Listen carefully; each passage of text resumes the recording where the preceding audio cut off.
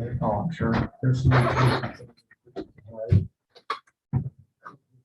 The new one looks Water better. has not been different.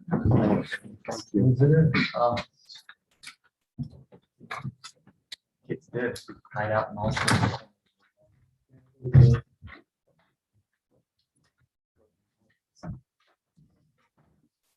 Thank you.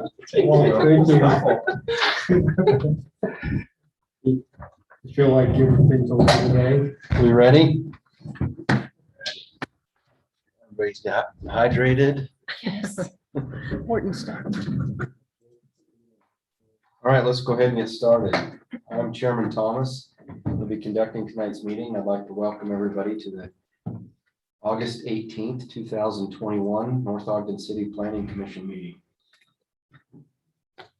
We'll begin our meeting by an invocation or thought from Commissioner Armour, followed which we'll be led in the Pledge of Allegiance by Commissioner Barker. Commissioner Armour.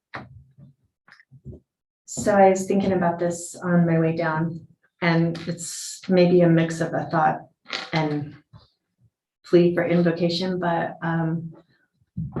if we all just beseech God on behalf of everybody in Afghanistan. Sorry, I've been crying a lot today.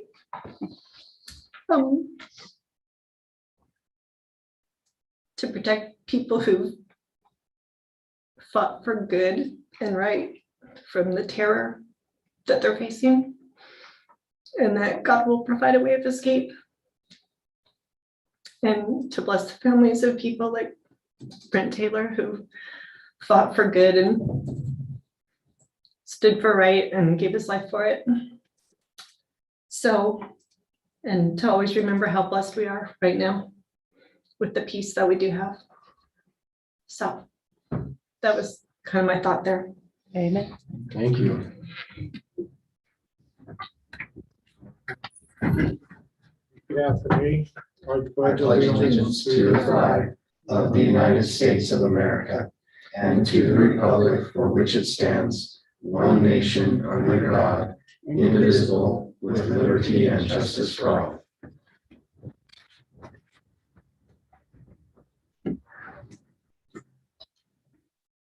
Thank you. Make note that Commissioner Mason is excused. All of the commissioners are in attendance. Item number 2, minutes consideration. We have consideration and action to approve the June 16th, July 7th, July 21st, and the August 4th, 2021 Planning Commission meeting minutes. Is there any corrections or adjustments that need to be made? Will all be approved at the same time? Yeah. Okay. We'll go ahead and make a motion that we approve the minutes for June 16th, July 7th, July 21st, and August 4th, 2021. I'll second it. Okay, we have a motion second. All in favor? Aye. Aye. Any opposed? All right. We don't have any public tonight, so we'll forego the open meeting statement. Ex parte communications or conflicts of interest to disclose tonight, or one agenda item? I do.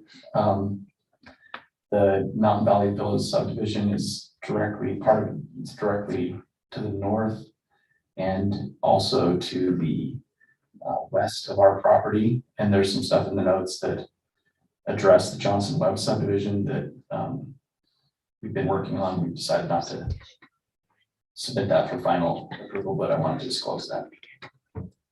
Okay.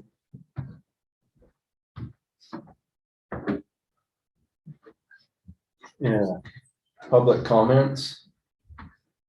We have no public here. We'll move on to our administrative item. I guess I failed to ask, John, is there anybody online? I should know the answer to that. Sorry. They're waving their hand feverishly to make a comment. There's no one online. Okay. Well, item number 6, our first and only administrative item tonight, subdivision ordinance 2018-3. Consideration and action on the administrative application for final approval of the Mountain Valley Villas subdivision phase 3 15 lot subdivision located at approximately 800 east and 2650 north. Presenter will be Scott Hess. Scott? Thank you, commissioners. So I notified Pat Burns, Link Construction, that he was on the agenda last week. I was expecting him to be here, but this is a pretty simple final plat. Looking back through the notes, it was actually difficult to see in January this year if phase 2 and phase 3 received final plat approval or if it was just phase 2. They were under the impression phase 3 was done, but nonetheless, they've changed it enough that it was, even had there been a final plat approval, it was beyond what the city engineer and the planner, planning staff felt was appropriate to change. So it needed to come back to planning commission. So this is now 15 lots. That's a reduction in number of lots. This is an R18 AG zone.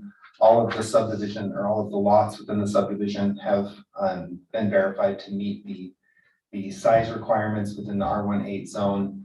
The block length is under the total length requirement, but is fairly long. It's about 540 feet from the turn of the bottom hook of the corner heading north. And I believe will ultimately connect through to the Hall Orchard subdivision in the future, or would be stubbed so that it is available to connect. Requirement for a temporary turnaround on the north end of that road, which is labeled as Mountain Valley Drive, will still be required. That'll impact lots 22 and 21. But those lots each are over an acre and slightly under an acre on each of those. So plenty of room for that temporary turnaround until such time that road connects to Hall Orchard. Pointing to the major changes from the preliminary subdivision plat for all of these phases to today. One, that preliminary plat was designed as a five-phase subdivision. They were able to get it done in 3 phases. So this is some combination of approximately the final 2.5 phases from the originally conceived preliminary plat. And they have eliminated some length on a cul-de-sac on the southern end that used to kind of hook north. And then there used to be a cul-de-sac that came in at the northern lots 20, 21, and 22, making those smaller lots. So ultimately it was determined by the property owner, who's also the subdivider, that it was in their interest with this to have the configuration of the lots be larger.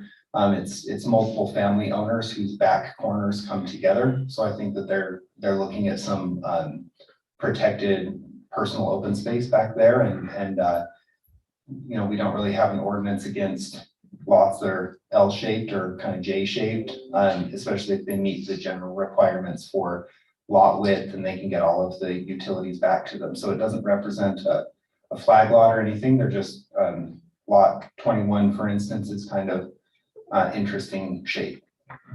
So otherwise, as far as the administrative approval goes in reviewing this against all the codes, it now meets all of our city engineer Lauren Gardner's engineering requirements. The lot sizes meet our low impact design on the roadway, meets standards, and staff believes that it's ready to receive final plat approval at this time. I have a question. This stuff I can't remember. What's the low impact road? And so low impact design takes a standard 60 or 66 foot right of way and shrinks it down. So there's less total impervious surface, less asphalt, concrete, and then requires infiltration of stormwater into the park strips. So it's just overall kind of supposed to act as less impact and overall surface water drainage going into the detention basins. So I thought I just couldn't remember. And are the curbs a little bit different? Yeah, I think there's roll curbs instead of square curbs. Typically, There's a whole bunch of different options you can do. So this, I guess some of you when we went over all that. I remember As you get up on the that. hill, some of the roads that go up and down the hills can't drain into the park strips and things like that because it flows too fast. Mhm. Whereas horizontally, if the water can go in and soak in the ground. I think this one does have rolled curb. I can't remember. yeah, I'm not sure. There were a number of changes from the design from January, and I think the original subdivision approval now runs back to 18. So we're 3 years into the kind of changes and amendments that have been requested on the subdivision. But as the road goes north, it is, it's not a significant grade, but everything north-south in North Ogden is essentially on grade, and this is as well. The phases 1 and 2 have been approved. There's that work going on. If you've gone down and taken a look, the detention basin is almost entirely in, and I think they're getting ready to pour some curb and gutter in phases 1 and 2. So we should expect the improvements for this one going north to happen pretty quickly. So lot 16, is that an existing home? Are you talking to your? No, sorry. Is lot 16 an existing home, then that fronts on 850, is that? It is, and lot 16, yeah, so lot 16 is an existing home fronting on 850, and it was going to be contemplated in phase 2 of the subdivision, which is that grayed out lot 1 and lot 2 of Mountain Valley Villas. Actually, that was phase 1. So they were, I think, originally contemplating this house being part of that, but they cleaned up these two out on 850 East, and then this one now leaves that there. And that was part of the cul-de-sac. So the cul-de-sac came back and flipped the frontage on that lot before, and they didn't want to do that. They wanted to leave the large backyard.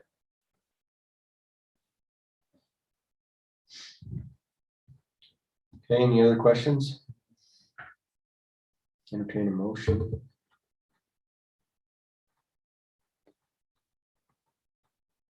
I recommend that we grant final approval of the modified Mountain Valley Villas subdivision phase 3, subject to the conditions in the staff report. I'll second Okay, we have a motion and a second. Commissioner Barker, it. Yes. Commissioner Arner, Yes. Commissioner Nancaro, Yes. Commissioner Lunt. Yes. I vote yes, and whoever you abstain. I'll say, yeah. Okay.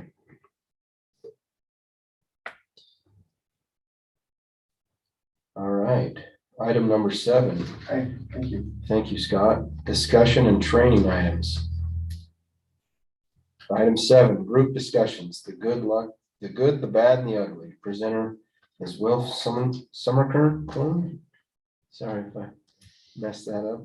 My eyes are blurry. The Utah Land Institute. So if I can, I'd just like to give just a little introduction for Will. Is that all right? Yep. So he's a longtime planner, extremely well respected across really the state and even this region area for planners. Happens to be my first full-time planning job boss at Davis County. So spent 29 years at Davis County. Wait, you didn't speak up in the ex parte. I'm Yeah, sorry. sorry. I'm fully biased. So Wilf was great to work for, and then he moved on. He was Salt Lake City's planning director for a time, and has for decades been the American Planning Association's representative that helps all the planners in the state understand what the legislature is doing each year for land use codes. So he has presented just multiple times across multiple platforms, worked heavily with land use authorities as well as private sector folks to make sure that the laws in the state are balanced and fair, and just really excited to have Will be able to come out and present to you. He's got a handful of these trainings, and we're getting pretty close to our 4 hours at this point. But you know, may invite him next year sometime to come and do another one if he's willing to. So with that, Will. And John, is the PDF loaded in the packet for his presentation? Maybe Thank you. it is. Do you also want the projector to work for me tonight? Yeah, for the like clicker. No, I mean, it's frozen. Well, we have the PDF file, but we Commissioner Lunt can verify I'm on Amazon right now ordering new equipment because I'm done with this one. So, You know, this is the same thing that my Xfinity's been doing at home for a while, for the last couple of weeks, is that we're in the middle of something and it just freezes up. yeah. Well, I'm pretty sure this little device is 8 years old and that's like dinosaur age, right? For Have y'all ever tried call Xfinity? It's like impossible to get a hold of a human being. It totally is. Never. Here we are. Yeah. Endless loop. Well, while John's pulling that up, as Scott indicated, and kind of introduced me, I've kind of been doing this for a while, but I'm retired at this point. But not completely retired because I'm working with Utah Land Use Institute, which John's also a part of. And we do that annual land use law conference with them every year, which is really a good conference. A lot of good stuff there. And I do a little bit of dabbling around with some consulting and so on. But other than that, my wife has me traveling a lot, or well, we were supposed to travel a lot, and then COVID hit. So it's been a little more stymied, but glad to be here to do this, to talk. As Scott mentioned, most of what I do, presentations I make are on at the end of the legislative session. I'm the legislative chair for the Utah APA chapter, and have worked with the legislature for a long time and folks. And then at the end, I always summarize kind of what's happened and do presentations on that. But over the years, as I've worked with planning commissions and with elected officials, it's just so obvious that training is so important and so needed. And so I've developed several training programs and have worked with the League of Cities and Towns Association of Counties and done some of that. But this is probably would be about, I don't know, 10 years ago, I put this presentation together, and it really has nothing to do with planning itself. This is about how bodies like planning commissions make decisions. Having watched planning commissions and councils work and operate over about 40 years, it was just interesting to see how they worked and sometimes didn't work, and what goes on. And so not only from that experience, but I also did some research, and I'll show you where that research is that I gleaned a lot of this information from. But I think it really helps to understand the dynamics of what you as a group are doing and how you interact and how you get to the decisions that you do. And when I put that together, that was a real popular presentation. I did it in several conferences. Several groups had me come out and do it for them. And I thought, well, this is cool. I guess this is something that's really needed. Everybody wanted. And then it kind of, nobody was asking for it anymore. I did a lot of other trainings, but I thought, how come nobody ever wants to do the group decisions thing? Because everybody changes, you all change, and the councils and planning commissions change. And so I hadn't done this presentation for like a few years.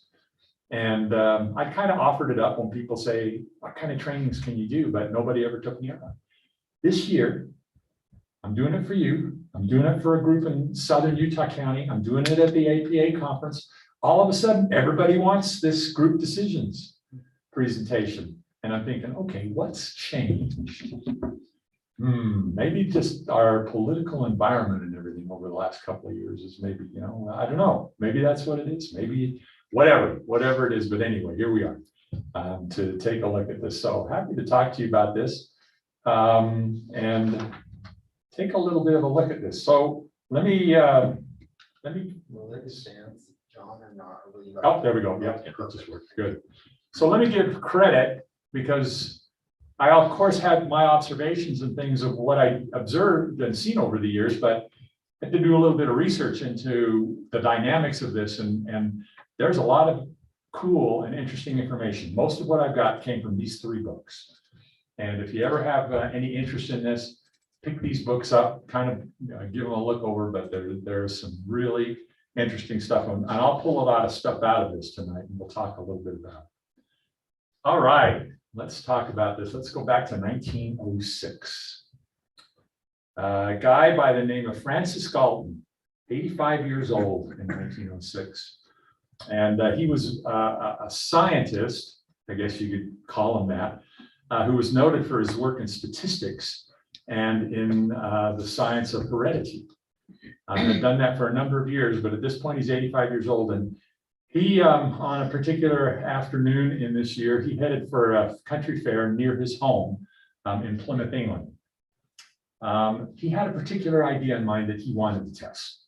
And as I say, he was an expert in statistics. And so he had this thought. And he had this thought for a while.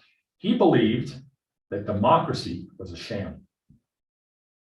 And the reason he believed that was, he said, he felt like people vote on who they elect, on perhaps issues sometimes when they would have elections and things. But he thought, most of these people that are voting don't know anything about what they're voting on.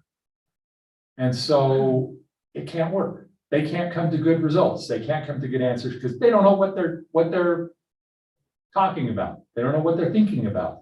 And so it just really can't work. So he wanted to go and kind of had an idea in mind about how to kind of prove this. And so he was going to country fairs in the English countryside in this year of 1906. And then to do that, he was looking for a feature that nearly every English country fair had in those days, a livestock weight contest, judging contest. For 6 pence, a person could buy a ticket and they could write on that ticket a guess. There would be a cow or an ox or something there. And the idea was people would look at this, they'd guess how much it weighed, and then whoever came closest would win something, some kind of prize. Somebody said, did they win the cow or the ox? And I thought, well, a lot of the people there were not farmers, so they may not have appreciated getting an ox to take home that day, but they would win something for that.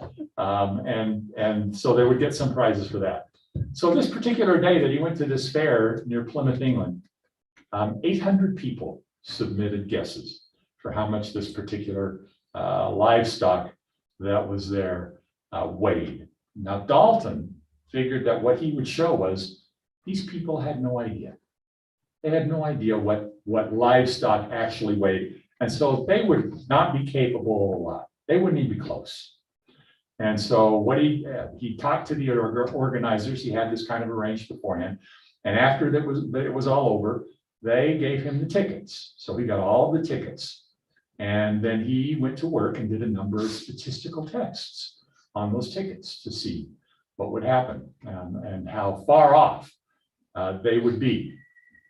And as he expected, the range of guesses was really broad, large range of guesses.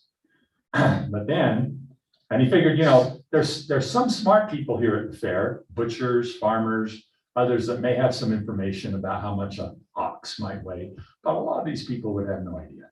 So the result would probably not be all that good. But Dalton got a big surprise.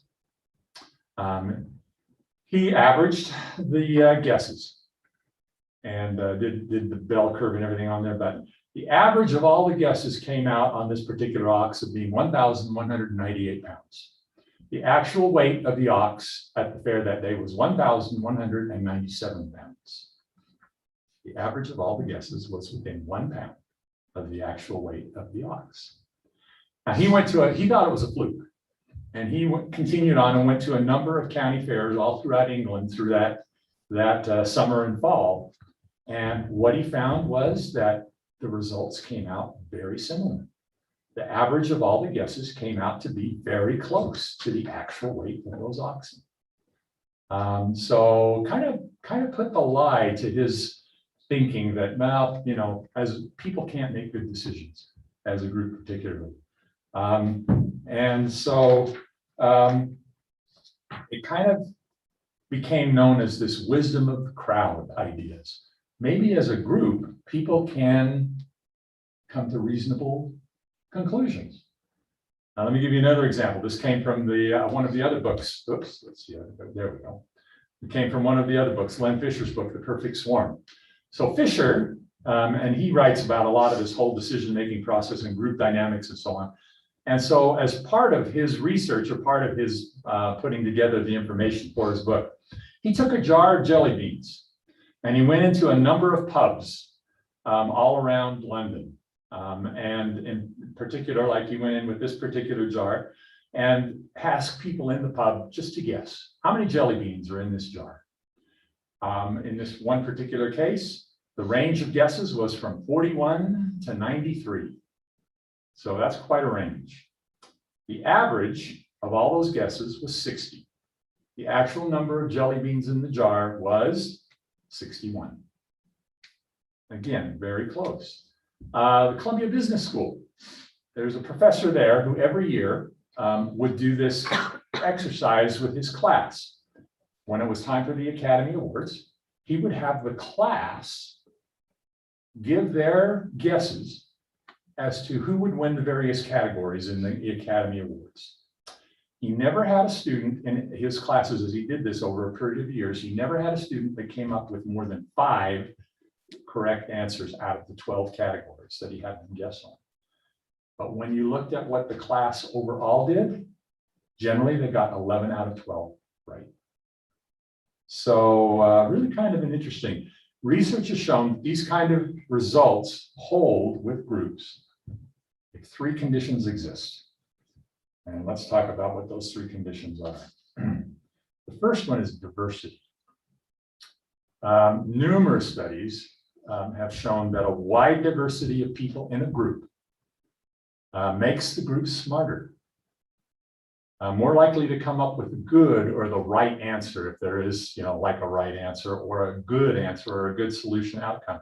Uniform groups generally do not, because it's thought, it seems to be, as there's other work been done, that they think too much alike.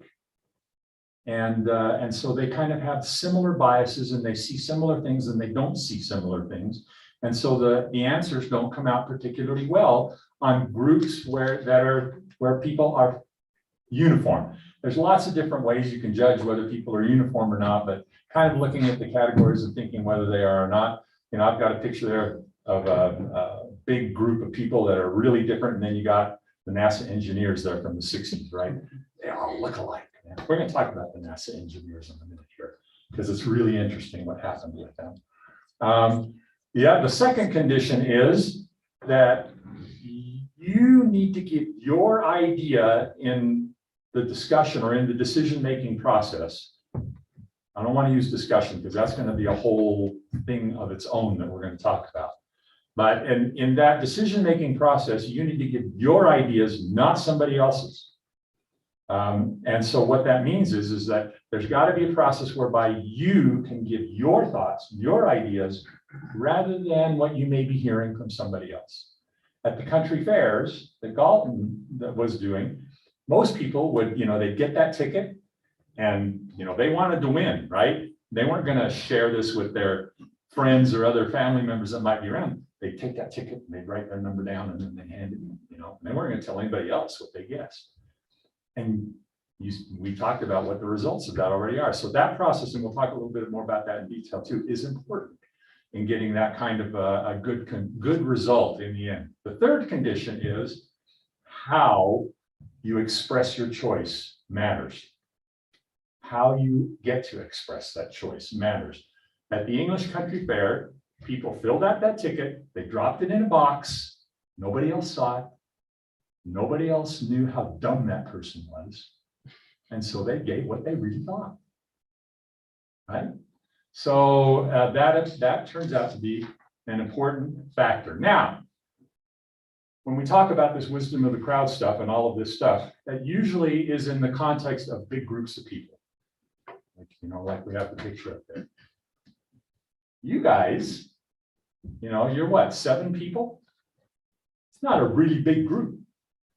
Councils usually about the same size. And so the way you come to your conclusions and decisions may be a little bit different than how it occurs with really big groups. So do these conditions apply to groups maybe of the size of your planning commission? Turns out that they do, but we have to be aware of some things. And we'll talk about what some of those things are. All right, the first thing again, and we'll talk about this in a little detail now, is the diversity thing. Diversity of background, of age, of experience. It's important in large groups and in small groups. Numerous studies in the books that I showed you right up there at the beginning show that groups made up of diverse members do better than groups that are not diverse. That generally holds true.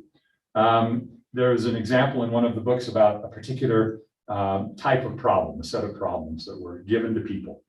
And they had a number of people come in, they gave them a problem to work through, they went through this exercise, they worked out the problem, and then they saw people that were good at solving these problems and people that weren't so good at solving these problems.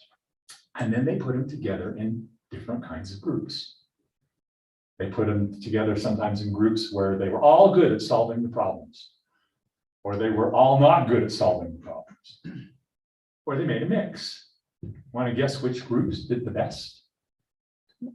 Not the ones that were all good at solving the problem. The ones that did the best in solving the problems as a group were the ones that had a mixture of those who were good at it and those who weren't really good at it. It's almost counterintuitive. You think, well, why would that be the case? But it really seems like that, and again, the groups that were not good at solving the problem and just had everybody that they didn't do so well either. And you kind of would expect that. But why wouldn't the group that was all good at solving the problems not do as well as the mixed groups? And what it really turned out was that by having that diversity, you get a variety of viewpoints. And maybe when you get a problem that throws a little bit of an angle or a curve at you, people looked at it a little bit differently. And by working or collaborating on that, they came up with a better answer. And an answer that more nearly turned out to be correct.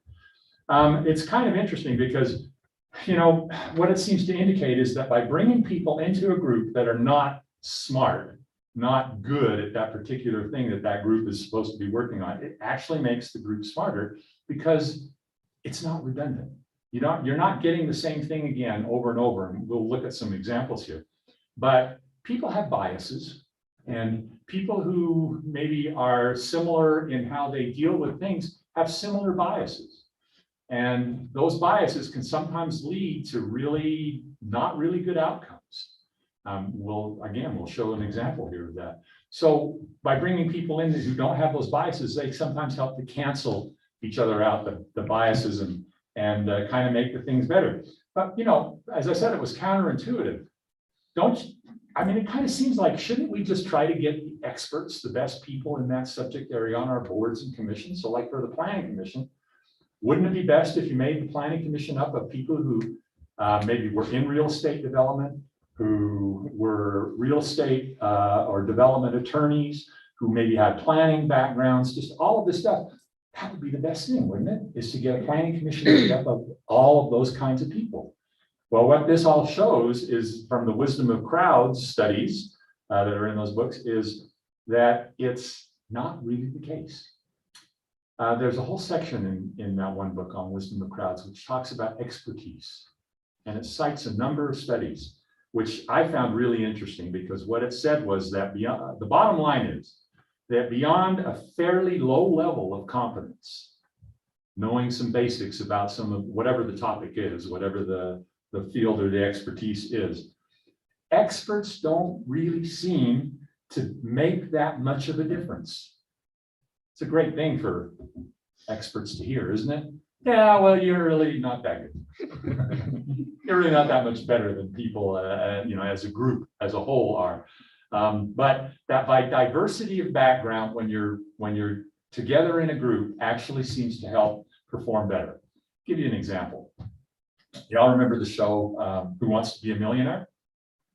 So if you recall that show, when people, they have 3 lifelines that they can choose from if they get stuck on an answer. And 2 of those are, one of them is to ask the audience, right? And see what the audience thinks the right answer is. And another one of the lifelines is to call up a friend, call up somebody that you think would be good at that and know the answer, an expert, so to speak, right? The statistics from that show are that the audience got the answers right 90% of the time. The friend, the expert friend that the person might call, got the right answer 60% of the time. So kind of interesting, just kind of interesting how that all works out. I mentioned and showed you that one picture, those NASA engineers, right? I mean, they're a pretty uniform bunch, right? They all wore white shirts. They all wore those little skinny ties. They all had the flat top haircuts, right? Those guys, they couldn't be more uniform. And yet they had phenomenal success. From the time that President Kennedy said we need to land a man on the moon, within 6 years, they landed a man on the moon. You think we could accomplish that today? From the technology that they had at the beginning of that, and do that all in 6 years? It was phenomenal. what these guys did, right? And they're also uniform. They were not uniform. Because back in those days, when they were put together, there was no such thing as an aeronautical engineer. These guys were a pretty diverse bunch. They were civil engineers, mechanical engineers, structural engineers. They were all kinds of different engineers and experts. A lot of them were not even engineers. They were a lot of different things. And, you know, their case can really be made was that diversity of background that those guys had is what helped to make the program so successful as it was. You know, when you look now, and this was, of course, now several years ago, but you look at that group of engineers of NASA back in the, what would this be, in the 80s or 90s? I mean, they look pretty diverse. Men, women, some of them in shirts and ties, some of them just wearing, you know, hippie clothes. I mean, you had everything. They really looked diverse. And that group, really, the investigations later found that group of engineers and experts, so to speak, really were largely responsible for the eventual shuttle disaster. Why? Because by this period of time, you now had aeronautical engineers. They all went to the same schools.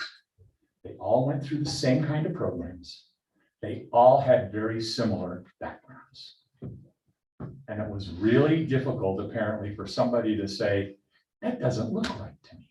That doesn't sound right to me, because they had a diverse or a different viewpoint or background.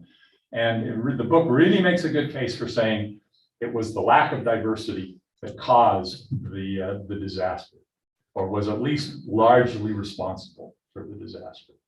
And so again, it argues for that whole diversity thing. So what does that mean for you as a planning commission? Man, you know, yeah, go ahead and get a planner on here, get an attorney who has a background in land use or real estate, maybe even get a developer on your planning commission, but get the soccer mom, get the plumber, get, you know, people who have completely unrelated backgrounds on your commission, because the argument is, and the evidence seems to indicate, you'll make better decisions with such a diverse group of people. So, you know, look around and get some good things, some people who will do good things. All right, you're in a meeting, you're in a planning commission meeting. It's getting late. It's 11 o'clock. You've been here for a long time, and you're getting really tired, and you got one last item, and you're all sitting there going, okay, let's hurry up and get this thing approved so we can get out of here. And you know, go over it, and everybody's ready to go, and somebody says, I make a motion to do this. Second, all right, any discussion on this? And somebody says, yeah, I want to talk about this. You know, there's something in here I don't quite like. And all the rest of you are sitting there going, oh, Fred, how come you're always the guy that comes up with some questions about things, right? The dissenter. And it's not necessarily always the same person. It can be different people playing that role at different times. But is dissent useful? Is it something that can play a role? And you all know the answer to that. It certainly can be, and certainly is important in the role of making good decisions. For one thing, dissent plays a role in overcoming social pressure, for one thing. You know, you're all ready to go home. You may be sitting there going, yeah, I'm not so sure this is great either, but you know, if I say anything now, everybody's gonna mug me out in the parking lot afterwards. But somebody's gutsy enough to say, yeah, I think I got a problem with this. And then maybe it makes you think, yeah, well, so do I. I just didn't want to say anything. And so maybe you do that. Now you're like, okay, let's talk. And you kind of get that out there a little bit more. Someone who's a dissenter often will bring information about what you're talking about that the rest of you don't have. Something to think about and to consider. It may, at the very least, what it may do is cause you to examine your own reason why you feel about this the way you do more closely and say, well, okay, am I really right about this? Am I missing something here? And in the end, you may conclude, no, I'm right. I'm okay on this. But at least it made you look at it a little bit more closely. And hopefully that then means that you're making a better decision. So that role can really be important. Again, in one of the books, there's a study that cites the study of investment clubs. I didn't even know these things existed, but apparently there are groups of people that get together and they pool their money and they decide they're going to invest like in some stocks or something. And they decide as a group what to invest in. May not just be stocks, maybe a variety of other things. But the interesting thing about the study was it found that groups where everybody was friends and they all liked each other and they all got along and nobody wanted to offend anybody else. And so they all kind of just went along with whatever the group was deciding. They did worse in their investment decisions than groups that had knockdown, drag out fights about what they should be doing. You know, disagreement. I don't think that's a good idea. Well, I think it is a good idea, and back and forth. In the end, those groups did better in their investment decisions than the groups that all just kind of got along and decided, yeah, it's fine. We'll all do that. So it plays an important role. Dissent. Dissent in and of itself is not a virtue, but neither is conformity, complacency, or apathy. Just because, you know, you may just be sitting there, you may come to a meeting one night and you go like, I'm just tired. Yeah, whatever you guys decide is fine. Let's just get on with it and go home. That's not a good way to make decisions. And so that role of dissent can be very useful. Now, when I say dissenter, it doesn't mean this guy, the contrarian, the guy who's opposed to everything. You know, he's just whatever people, the group think that they ought to be doing, this guy's against it. You know him, right? You've seen him before. He may show up to your meetings, or he may be on your body. But the problem with just someone who's against everything all the time is they may be doing it for some personal reason, whatever reason, but by being contrary all the time, they may have some good information. They may have a good role to play in the group in terms of helping you make decisions, but you're not going to pay attention to them anymore because you're just thinking this guy's a butthole. I'm just not going to listen to him anymore. Anything he says, right? And so, you know, so that by being a contrarian like that, you've destroyed the value that a dissenter or dissenting opinion can have in a group. And also, it's just oftentimes with contrarians, it seems like that their main purpose is to just get their own way. They want to have it their way all the time. And they think they're smarter than everybody else. And so that doesn't necessarily play a good role in the group either. So as a group, though, what you need to do, and we'll talk about this a little bit. In addition to those books, I found a couple of things since I did this all together. And one is an article out of The Economist. It's called Meeting Up, and it has a lot of really interesting information about groups and group decision making. And then there was this one about research that came from MIT. And I love the title on this because I've called this, you know, the wisdom of the crowd. But this is the wisdom of the crowd and the madness of the masses. And so it gives a little bit of a viewpoint that I found valuable in this. But in the one on the MIT study, what it basically said is, it's important that you create an environment in your group that allows for dissent. You know, that you're not just saying to somebody who kind of disagrees with where the group is going, and you all say, shut up, don't say anything. We don't want to hear it. That's not good. It's not good because it doesn't help you make better decisions. And so you kind of need to create an environment in your group that encourages dissent. It certainly doesn't discourage, so that people will feel free to speak up when they feel like they have something a little bit different that they want to say. Have any of you seen the movie or the play? It's a play now called 12 Angry Men. Y'all seen that or heard about that? It's a great old movie with Henry Fonda. And it's also been a play. My wife and I saw it at the Pioneer Memorial Theater, and it's about a jury. that are trying to make a decision on this particular case. And again, the jury has all the motivations that you see with groups. A lot of them, a couple of them just want to get out of there because they got to go to a ball game that night. And others who are just like, yeah, well, okay, yeah, it's obvious this guy's guilty. Let's just take care of it and be done with it. There's one guy on that jury who is like, I don't know, there's some stuff here. And the whole play and the movie is about this guy by his talking to people, kind of working things. He eventually turns the entire jury around one by one, but he kind of gets them all to see different viewpoint and to change their mind. And so it's a really interesting kind of a example of what value a dissenter can be in a group. I don't know how realistic it is that you can turn around an entire jury of 12 other people, but still, it's just kind of interesting to watch, and it's a very interesting thing. So, I had a good example of that when I was at Salt Lake City. We had an item that came before us at the Planning Commission there, where there was a proposed development, and it was going to have one of these hammerhead turnarounds in there that was a little bit substandard, but it was allowed if you could meet certain other requirements. But they wanted to put their mailboxes out front, and then have it so that this street was smaller, narrower, and not so much concrete. And they had the ability to approve it, but all of the comment at first started out to be, that's a terrible idea.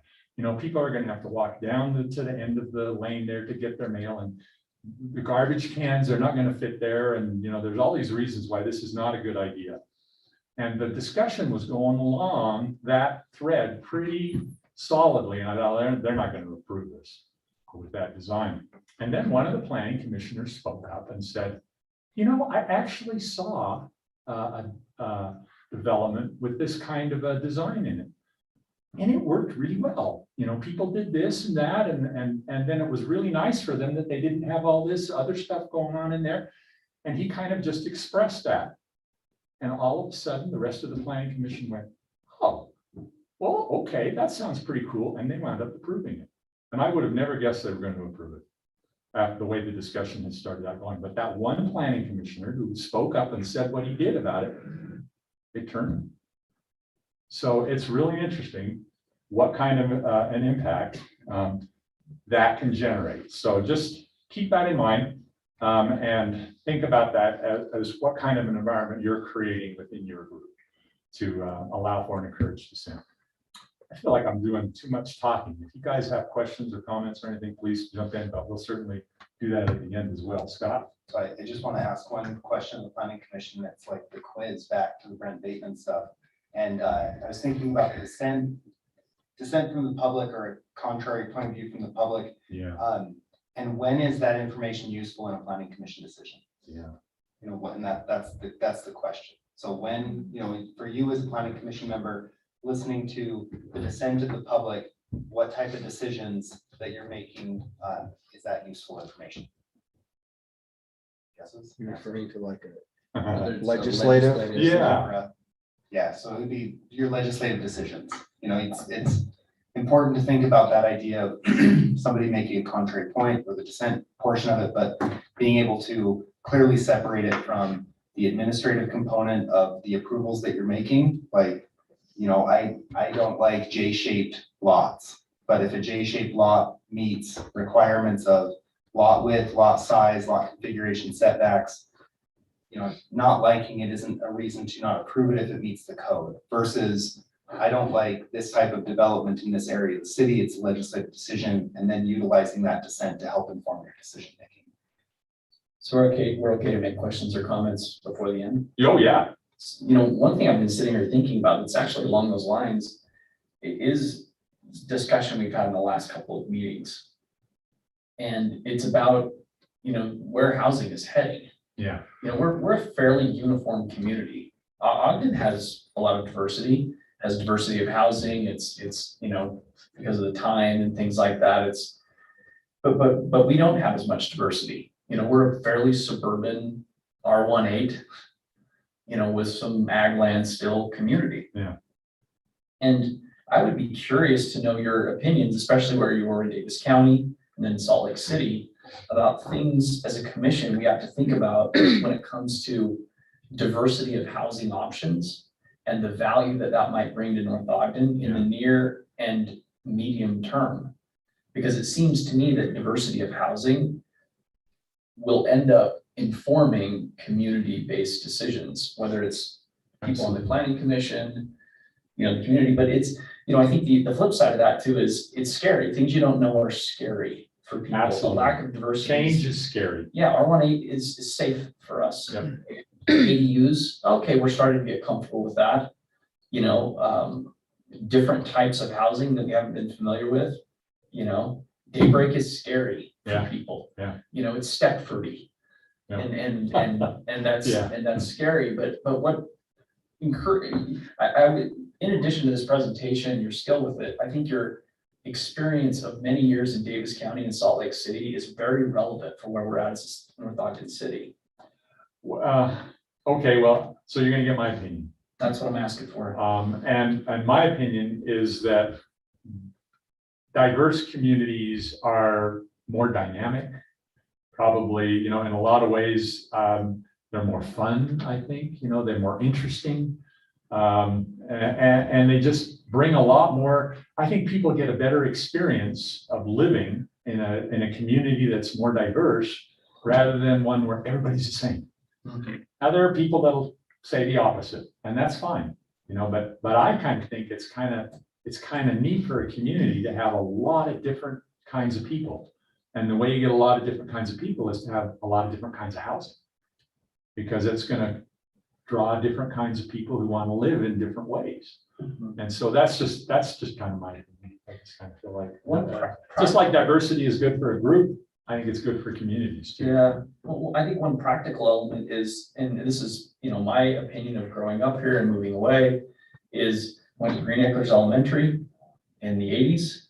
I graduated from Weber High in 1992. At that time, most of my peers left because in order to, get a good paying job, you had to leave Utah. Yeah. And a lot of people are coming back now.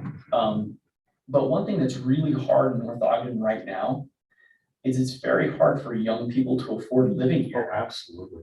So it's a nice community, it's great, but if you look at like my daughter who's in Utah State, I think, when would they actually be able to afford to live in North Ogden? Yeah.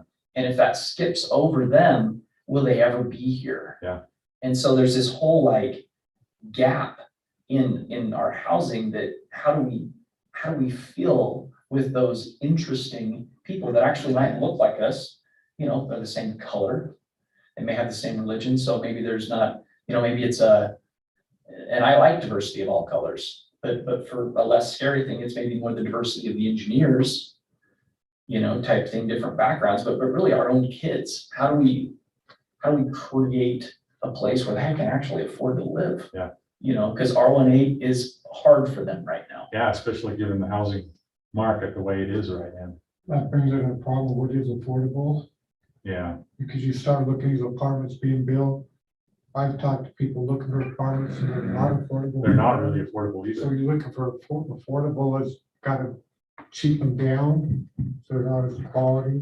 It's a tough decision. Yeah, it is.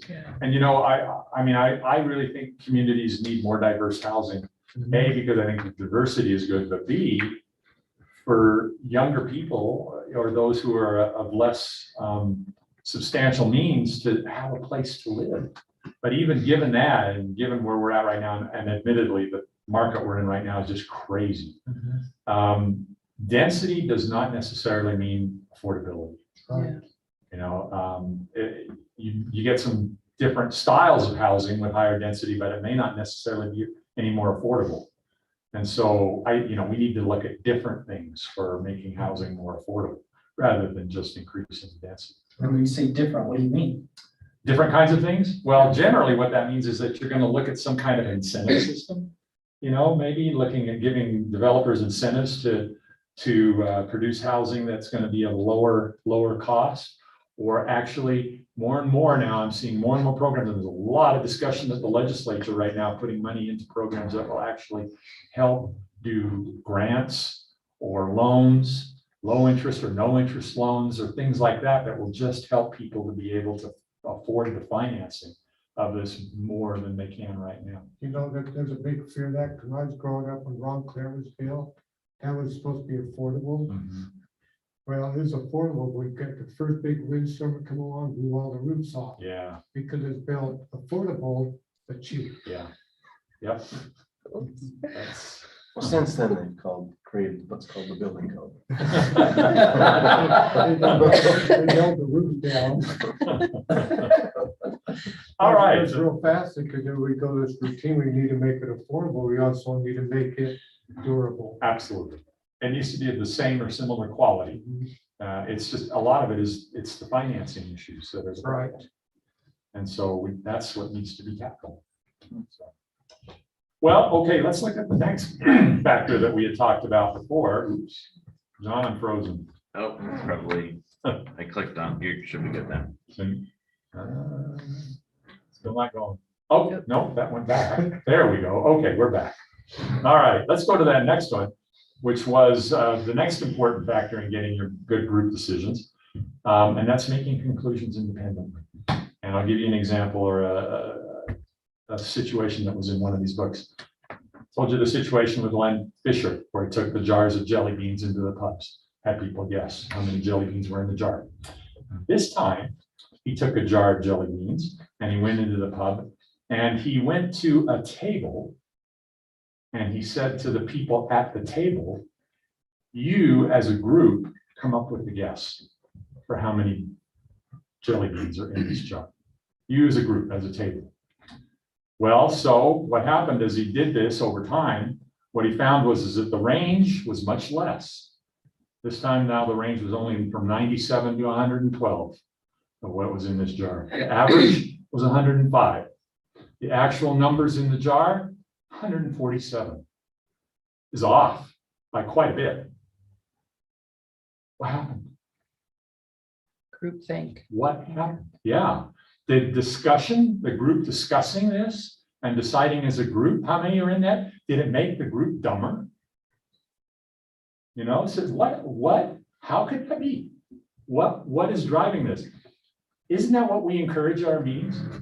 We talk about coming together and making good decisions. And you come together as a planning commission all the time. And what do you do at your planning commission meetings? You talk about it, right? You discuss it. Well, this evidence may indicate that as that helps you make worse decisions. Well, the process of discussion may not necessarily be bad, but there are some interesting things that we need to be aware of in that process of discussing to make it something that's a little bit more positive. And how that all has to come together. As this kind of indicates, and the title of it is that you make your conclusions independently. And so how do you do that if you're discussing things? Now you're hearing what other people think. And now you're starting to think, oh yeah, okay, no, it's all right. I like what that guy's saying over there more. Okay, I'm going to change my mind, and that's going to be my opinion now. According to the studies, that doesn't lead to good outcomes or better outcomes. I shouldn't say good outcomes, but to better outcomes. And so what do we do about that? How do we work that, and how do we make that all work? Discussion is a characteristic of what we do. And so let's take a look at what some of the factors are that go into that discussion and how we maybe need to think about it as we discuss and about what we think to do. Let me just tell you right as up front, one of the things that this article talks about in the Economist magazine, it talks about that there's a couple of folks that have said, in order to get, when you have a body that's trying to deliberate on something, the way to do it, to start it, is on that particular issue that they're discussing at that point, before there's any discussion that takes place, everybody is supposed to write down what they think the answer should be. Well, how would they decide that issue before there's any discussion that takes place? Write it down And then you've got it right there in front of you. Now you know what you thought right up front. Then after you hear the discussion, whatever, but at least you know right there and what you thought up front. And a lot of times the idea is to maybe gather that up and see how that varies or how that can inform what happens. But here's what happens during discussions and things that we need to be aware of. In group interactions, frequently what happens are things called cascades. That's what they dub it as. What that really is that one person starts an idea or a thought and everybody follows. And you wouldn't believe how frequently that happens. You would think, oh, no, I don't do that. But studies show that by and large, that they call them early speakers as well, or another term that they use in this is called anchoring. The first comments that are made, that becomes the anchor. And you may range around it a little bit, but more often than not, the group winds up coming back to the anchor. And that is the decision that gets made. And so what that really kind of says is, if you want to drive the decision of a group, speak up right up front. Be the first one. And if you don't want to be driven by anchoring, keep that in mind, that whoever said whatever the first person said, that's not necessarily the best answer. And just be aware of that. It's kind of like this is something that when I was a kid, me and a bunch of friends of ours, we'd go downtown Salt Lake to go to the movies a lot. And one of our friends, I guess he'd heard about this and we started doing this. So when you're walking in downtown in the street at that time, and sometimes now still too, a lot of people on the sidewalks. And we'd be walking along and then we'd kind of just and we'd stop and look up. And we're just looking like, wow. There wasn't anything up there, but we were just looking. And people walking by on the sidewalk, and pretty soon some of the people would start going, oh, look at that. And we're like, there's nothing up there. But that's what happens. The first person to get things going really kind of oftentimes tends to drive that. Why do people do that? Why does that happen in groups? There's a lot of different reasons for it and things to keep in mind. One of them is uncertainty. You don't really know what the best answer is. You're thinking, gee, I don't know. What would be the best thing to do there? And when somebody speaks up, you go, oh, yeah, that sounds like a pretty good idea. I'll go with that. And you didn't really know, but I'll go with what that guy says. Another one is social, just to get along. Yeah, I'm not sure I like that thing. And the first person speaks up and says, oh, I think this is a great project. I think we need to approve it. You go, no, okay. I'll go along with that because if I don't go along with it, he might get mad at me. A lot of people might get mad at me. So yeah, I'll go along with that. Social. Another one is what again, this article here calls the halo effect. A lot of times people think that the first person that speaks up must know something, must know more than anybody else. And that's why they speak up. And so if they know something about it, dang, I better get something because they know something about it. And they probably more than I do. So they're the experts, so to speak, on it. And it's kind of called the halo effect. That person knows more, and you're going to follow along with it. And then oftentimes there's just the pressure to conform. You're sitting there and you're trying to decide, I don't know. And then somebody says, well, I think this. Well, I think the same thing. Well, I do too. And pretty soon you're sitting there going, I better go along. Otherwise, I'm going to be the one person out here. And they're all going to get mad at me for not agreeing with them. Remember the dissenter. You could be the dissenter, which is a good thing, but that's, anyway, just something to keep in mind. The anchoring effect, the first speaker syndrome. More often than not, groups make the decision based on what the first speakers in a group have to say. And it's for these varieties of reasons, not necessarily because it's the best answer or the best solution. Now, there's something to keep in mind on this. The role of your staff, Scott, and your staff. Staff are early speakers. Because a lot of times, how do you start off items? You say, okay, well, we have this item before us. We're going to turn to staff now and they'll give us a rundown on this. They're early speakers. Is staff right on this? Maybe. Usually. Yeah. See, there you go. All right, there's that anchoring effect, right?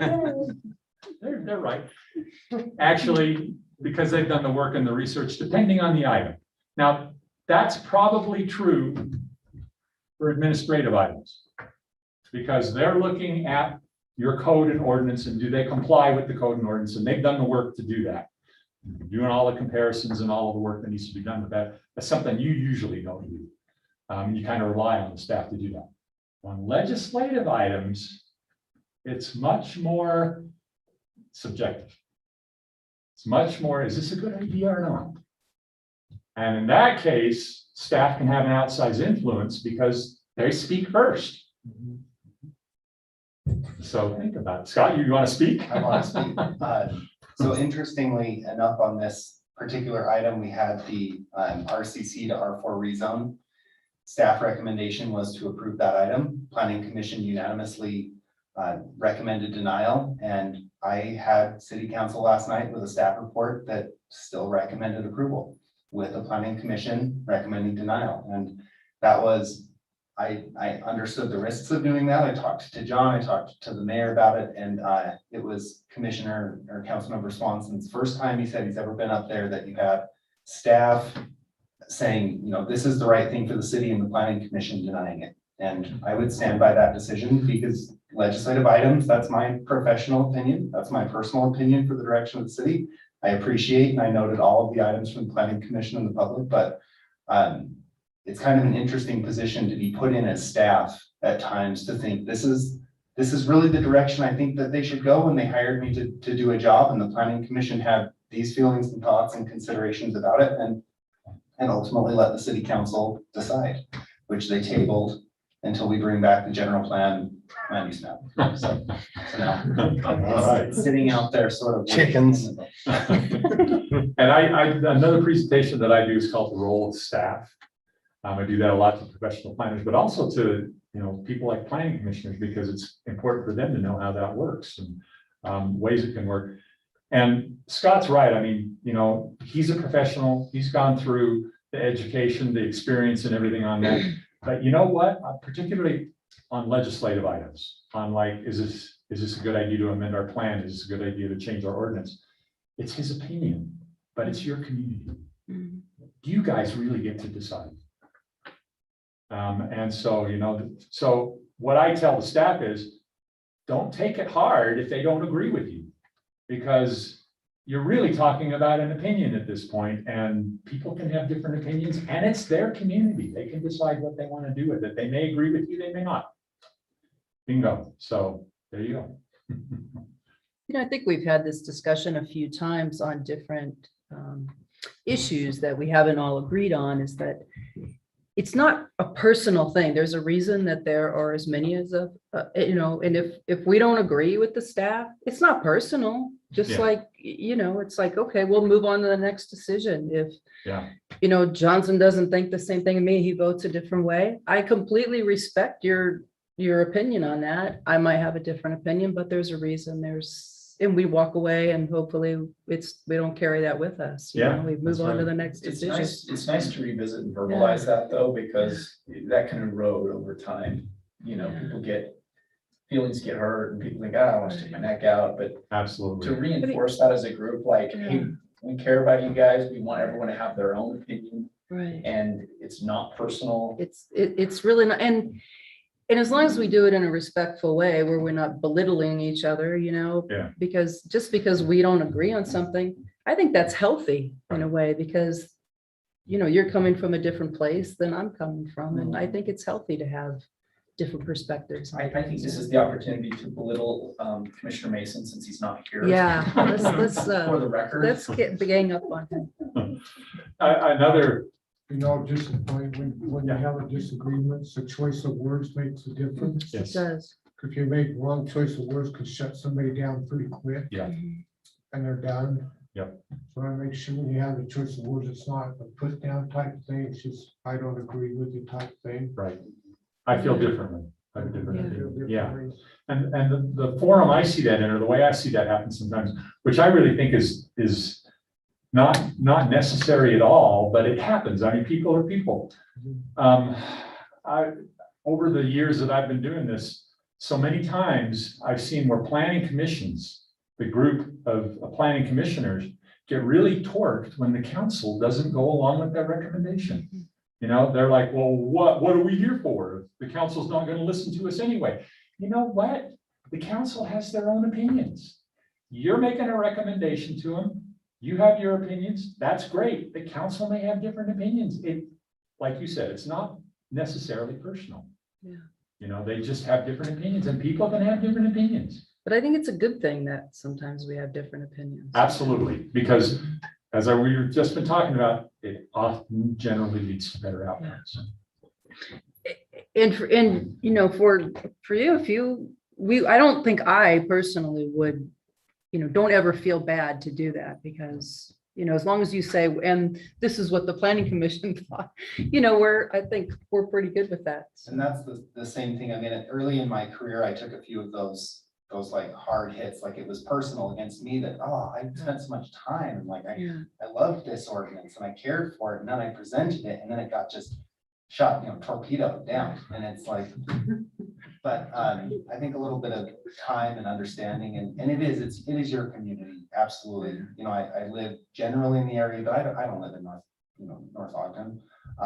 So yeah, I'm happy to have all of you guys, you know, all of you make the decisions that are best for your community. And I represent those in the staff report. And at times I still have my opinions, and yeah.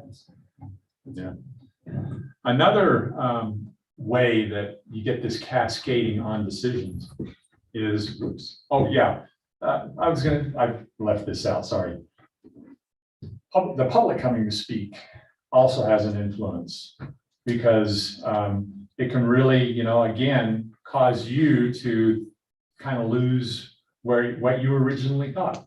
And that may be valid, it may not, it kind of depends. But again, the public oftentimes in the process, they can be early speakers, because oftentimes the order of our meetings is staff presents first, then you maybe have the applicant speak, and then you have the public get up and speak, right? And it isn't until after all of that you guys get to say something. And so that can have an effect, and just keep that in mind again, the order of this and how this is all moving forward.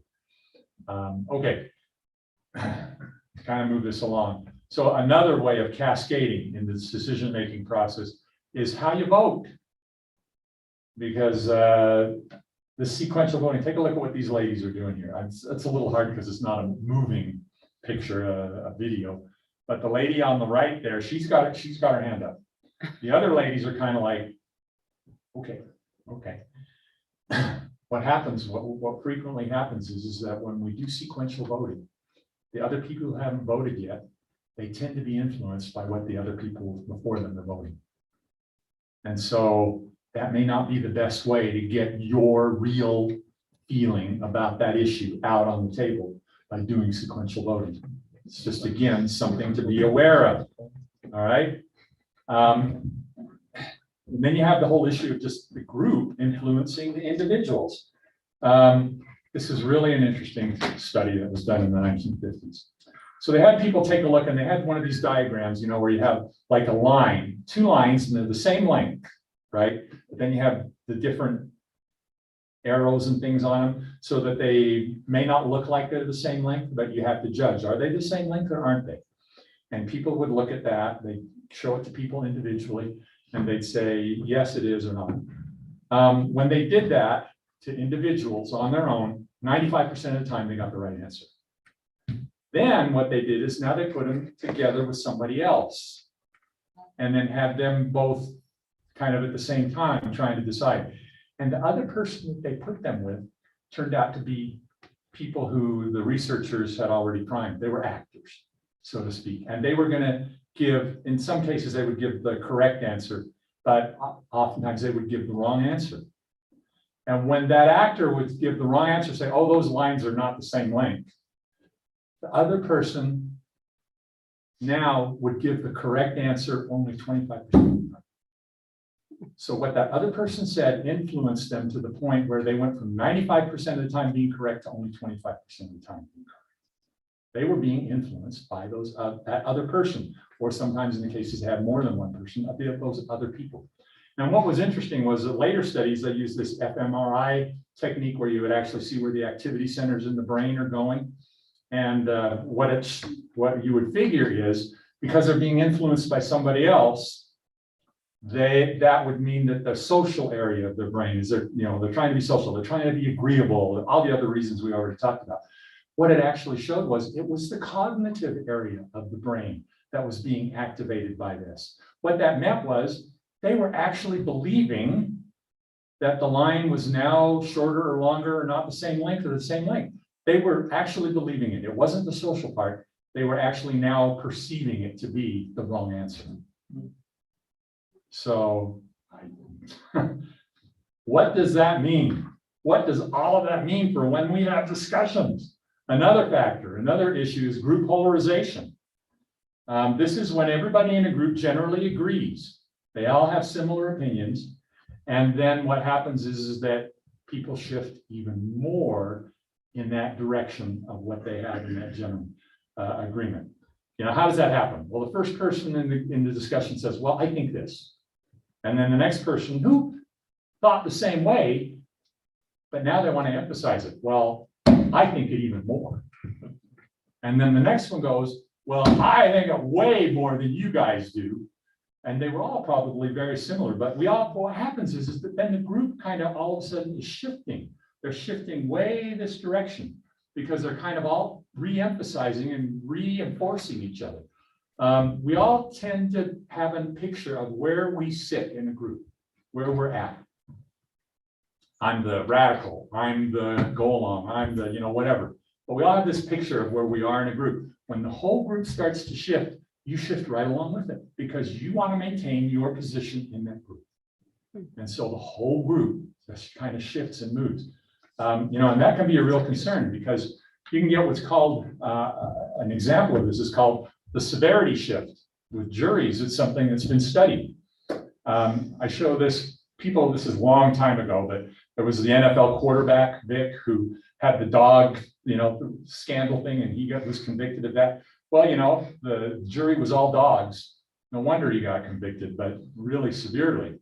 What happens is that people in a jury like that, when they all agree on something, they tend to think it even stronger when they get together as a group. So they actually did some studies where they would ask members of the jury, they were allowed to do this, to say, okay, if this person winds up being wrong or guilty of what's happening here, what do you think ought to happen? And they would say what they thought when they were interviewed individually. And then when they would go back as a group, and then the decision would be made, and then they would come up with like the punishment or the consequence of it. It was way more severe. The jury in the end came up with a way more severe recommendation than what any of them thought individually. Now, why would that happen? It's this whole severity shift. It's all this group shifting. Everybody saying, well, I think he's guilty and I think he ought to have to pay a $1,000 fine. Well, I think he's guilty too, and I think he ought to pay a $2,000 fine. I really think he's guilty and I think he ought to pay a $10,000 fine. It just kind of goes on that way. How does that work on your planning commission? Well, okay. We've got this landscaping requirement. Everybody agrees that it's needed. All right, for the landscaping, you need to put in some trees. First one says, yeah, put in some trees. That'll really be good. It'll fit with the landscaping and the requirement. Next one says, I agree. And they ought to be 2-inch calipers trees. We ought to make them big enough so that people don't have to wait. By the time you get to the end, you're saying, you got to put in full-fledged mature sequoia trees. Everybody just kind of keeps doing that. So you have an influence on each other. Just kind of be aware of that in order to not get caught up in that and make what is not necessarily the best decision. So really what happens at that point is it's called group polarization. And so how do you prevent polarization? Well, the best thing to do to prevent group polarization is to make sure that not everybody in the group has the same opinion. There's that diversity thing again. Just that you have some different people, different backgrounds. A lot of the studies show that just even a single opposing voice can make a substantial difference in how a decision is made. And frequently that decision is then much better than probably what would have been made if everybody had been on the same page and kind of reinforcing each other. Most importantly, the studies show that non-polarized groups tend to make better decisions. And so just again, something to be aware of. Now, what does that mean for discussions now? Sounds like it's a bad thing to have discussions. Not really, so long as we understand what it does. And take into mind some of these things that we talked about. Discussion is a good thing if it brings out points of facts, brings out information that maybe you didn't have. You know, well, did you know that there's a, I had an example from way back early in my career where somebody wanted to build a little commercial development on a piece of property. And everybody was like, cool, let's do this and let's design it this way and this will be great. And sitting in the audience was an old farmer who had farmed that piece for years and years. And he finally got up and he said, you guys are gonna have problems if you design it that way, because in that corner, there's a well buried there. And it's capped, but when it's not capped, you're gonna have a lot of water going in that location. Nobody knew that. Well, once that information came out, then it was all right, let's adjust and redesign. So information, discussion that presents information can be helpful in making, helping you make better decisions. So think about that, put it through the filter. It's more dubious in the issue of policy. It's better to get what you think up front about whether you think Main Street ought to have 3-story buildings on it or not, than to listen to the discussion and then change your opinion that way.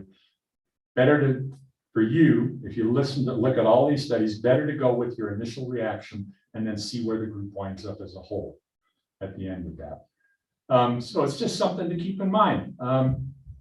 As I mentioned, the one discussion in the article said everybody should write down their feelings, their opinion, their stance on this issue right up front before there's any discussion, so that you can then go back to it and look at it and say, this is what I thought right up front. Maybe that I should stay with that. Or maybe, you know, I don't know, you certainly have the right to go forward with that in another way. Another thing to do is, based on all of this stuff that we've talked about, is when you begin your discussions on an item, this is something that the chair can do, and maybe something that you ought to consider doing is, when you kick off the discussion, the chairman ought to point to somebody and say, what do you think? What do you think? Rather than just saying, okay, any discussion? And a lot of times it's the same person who always speaks up first. Not always, but a lot of times it is, because certain people are more inclined to speak than others. It really would be good to sometimes hear from that guy that sits on the end who you never hear from. And so the chair can kind of direct that so that you're not always getting the opinion of one particular person at the beginning of the discussion. And that becomes the anchor that we just talked about. So, you know, and then keep some regard, make sure that you allow for and even reward, such as it is, disagreement. Don't make it something that people feel like, I'm going to disagree, and it's really going to be bad. No, welcome it. Say, we're glad to hear that opinion. We may not agree with it, but it's good to hear it, because it may make you re-examine and see what's going on. So just kind of all those things are things to keep in mind. Now, the last factor was how you make your decisions. Remember, we talked about in those English country fairs, people got those tickets. They wrote down their weight guess on the ticket, dropped it in the box. Nobody saw it. Nobody knew how dumb they were. You know, I think that bull weighs 87 pounds. Wow, that's a pretty stupid guess, but nobody knew that. Nobody knows. And in the end, what really kind of happens is I thought to myself, well, why would groups be better if they have people on it that don't necessarily have any idea or good opinions about this? And what it kind of is, have you all heard the book Signal and the Noise? Is that the right title? Anyways, one of Nate Silver, who was this kind of super pollster guy who has been really spot on in a lot of elections until the 2016 election, which everybody got wrong. But he was really good at that and talking about the signal and the noise. The fact is that you have certain things that are information that is the correct information, but then there's all this other crap that comes around it and distorts and is misinformation or irrelevant information. And you hear all of that, and how do you sort through that? How do you kind of, what's going on now more than ever with social media that we have, that you get all this noise that distorts the signal. And so really what they're saying in this is that by people expressing their really honest opinions, and they may be all over the map, but people on the opposite ends of the spectrum, it kind of cancels out. And what you wind up left with is the actual signal. Because everybody kind of seems to agree on the signal, but it's all the other stuff around it that people have disagreements about. And so that's kind of how that diversity thing kind of helps with that. So how do you do that in expressing your decision?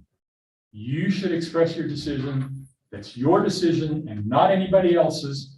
And the way you do that is you need to have a way to do that so that nobody really knows what you think, so that you can be honest in how you express how you feel.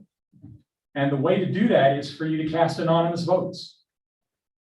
That is really the best way to do that. Unfortunately, state law will not allow us to do that. Right, John? Right. I mean, So- I disagree. I'm Yeah. just kidding. That's right. It's not possible to cast your votes, make your decisions anonymously under the system that we have. And so maybe the best that we can do is just to kind of try to take the edges off of it. A lot of places do roll call voting. The planning commission I'm on does roll call voting. That's probably not the best way to do it. If you can't vote anonymously, then maybe the best thing to do is to have a simultaneous vote. All in favor? Aye. All opposed? Nay. At least that way you get less of that. Well, I see, he voted that way, he voted that way. I think I'll vote that way too. Get less of that. Gets you more to your. Could you put it on a piece of paper and everyone lifts it up at the same time and it says why and, kind of like judging voting? Absolutely. Show it to everyone. Yes. Red card. Yeah. And it kind of goes with that idea that was expressed early on about write down what you would do in this instant up front before you have any discussion. Right? Similar kind of thing. Write down what your vote's going to be. I actually thought, what would be wrong with having everybody cast their vote on a piece of paper, collect them, and then the chair says, this is what the vote was. And then, but you have your names on the slips because it has to be recorded in the minutes. So at least it's going to get recorded there. That kind of dilutes that because you're sitting there thinking, well, this is the way I'm going to vote. So I vote that way. But it's not really anonymous because in the end, it's going to be in the minutes and somebody might vote me out of office because of the way I voted. So it's not perfect. That actually sounds very interesting, just thinking about all of our votes as a group in the past. Like, I would be fascinated to rewind and see what people would have done had we not, it just sounds like a dinner murder mystery thing or something. It almost seems like this would have to happen after a discussion though, because many times I don't have a strong feeling one way or the other, and I want to know what these guys all think. Right. You're You're still forming your opinion. Yeah, usually, I might have an initial thought, but there's a lot of, there's a lot of good thoughts on this group that Absolutely. And I think oftentimes, say that sounds like a great idea. I think there's more value in doing that in smaller groups. than in big groups, because in big groups, you have the numbers, right? And somebody over here has no idea about this and just says, well, I would vote this way. And they have no idea. And then somebody over here does that too. If you have a big enough group, it all cancels out eventually. You know, it's like doing a coin toss. If you do enough coin tosses, you're going to wind up with a 50-50 ratio, right? But in the short run, you might wind up in a situation where you get like 6 heads in a row. Well, that's not indicative of what it's eventually the overall outcome would be. But so how do you get closer to that, to actually getting to where the actual outcome over a bigger period or a longer period is actually the 50-50 vote? Maybe the same thing applies here. You're not a big group, so you're not going to have all of those various opinions cancel out. You only got 6 or 7 of you. And so how do you get to that? Well, maybe discussion, because you're not fully formed on you're just like, I don't know. I really don't know what Yeah, to I don't do. have a strong opinion one way or the other. Yeah, and so the discussion can help you to do that sometimes. So yeah, but at some point you ought to write down what you think and then kind of like, that's what I think. Hold to it. So groups decisions, it's easy. It's easy. It's not easy. It's not a perfect world, but if we're aware of all of these different factors that go into how we make group decisions, then maybe it'll help us to come up with better decisions in the end of the day. So, questions, comments? Been here long enough, right? It's time to go home. Thank you. Any questions or I comments? can think of one thing that we probably might change as a practice based on this discussion. You know, a couple of years ago, the staff recommendation was that at the beginning of the discussion, a motion be made so that there's something for the group to talk to. And it sounds like if a motion's made, then that creates this anchoring position that more likely than not is going to always be the one that is reverted back to. So, and oftentimes on administrative items, it's whatever the staff has supported anyways, but might be something we look at revising in our. I was thinking of process. that too, because we said we were going to do that, but I don't think we actually do that very often, but sometimes we do. Sometimes. Yeah, sometimes we do throw something out just to get the discussion going. So Maybe it's if I probably can, not a great idea. I'll just read you this last paragraph from this Economist article. It says, makes designing the ideal procedure hard, but committees work best when they harness and combine the unique insights of every member. To that end, the chairman might do several things. First, they should have every participant note their views in advance, best by writing them down. Know what you think on this issue right now by writing it down so that you have it right there. Second, they should pick at random who speaks first. This would not prevent anchoring, but it would at least stop any one individual from repeatedly dominating. Then it talks about an alternative way, but then says, finally, they should encourage and reward disagreement to offset the costs of discord. And, this is saying this is the best way for smaller groups to go through about the decision-making process. So we're gonna bring candy or Jolly Ranchers, and if you disagree with everyone, you get it. I'm just You kidding. get the No, Chocolate. this is really fun and exciting because group dynamics are always something that I enjoy thinking about, and this has been great. Well, Yeah. thank you. When I first started really digging into this and I was reading these books, I mean, it just blew my mind, some of the things I was reading. I was like, oh, wow. And then I thought, man, this explains so many of the things that I've seen go on in meetings, and I'm like, oh, yeah, okay, that makes sense. Now I know why they would have done that. And it's good stuff. If you have an interest in this, get a hold of those 3 books and take a look through them. There's just fascinating stuff in there. So. I use this one as a teacher. This is a practice a group of us use. Because when I taught my classes, something didn't work right, it'd come out right, it didn't look right. I didn't go to another teacher who teaching my subject. I took it to the whole different subject.